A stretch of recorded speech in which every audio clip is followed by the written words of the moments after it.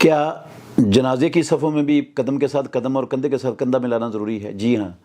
सफ़ें जनाजे की हों, चाहे ईद की हों, चाहे फ़र्ज़ नमाज की हों, चाहे तरावी की हों, चाहे जो है ना सूरज ग्रहण की नमाज की हों, चाहे चाँद ग्रहण की नमाज की हों, चाहे बारिश की नमाज की हों, जिसको भी नमाज कहते हैं ना, जो सफ़ों में खड़े होकर पढ़ी जाती है, उसके अंदर कदम के साथ कदम और कंधे के साथ कंधा मिलाने का हुक्म है मुहम्मदुर रसूलुल्लाह सल्लल्लाहु अलैहि वसल्लम का। आप फरमाते थे तरासू, मिलकर खड़े हो जाओ। सहाबी कहते हैं हम में से हर बंदा अपना कदम दूसरे के कदम से, कंधा दूसरे के कंधे से और घुटना दूसरे के घुटने से मिलाकर खड़े होता था मुहम्मद रसूलुल्लाह सल्लल्लाहु अलैहि वसल्लम के पीछे।